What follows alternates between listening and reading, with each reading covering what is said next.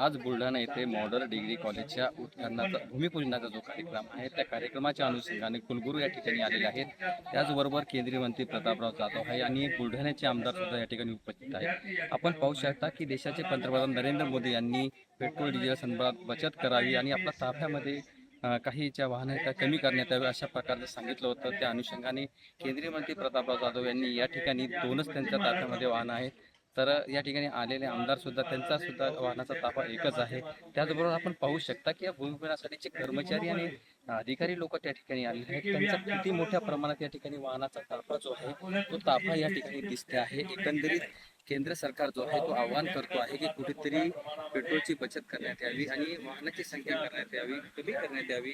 हा जरी त्या ठिकाणी पंतप्रधान नरेंद्र मोदी यांनी सांगितलेलं आहे, तर कर्मचाऱ्यांनी कुठेतरी या त्यांच्या निर्देशांना दिल्याचं त्या ठिकाणी पाहायला मिळत आहे। मोठ्या संख्येने कर्मचारी या ठिकाणी आलेले आहेत, अधिकारी आलेले आहेत, त्या मोठ्या वाहनाने त्या ठिकाणी आल्याचं चित्र सध्या तरी आपल्याला दिसते आहे। गणेश सौडतकर, LS मराठी बुलढाणा।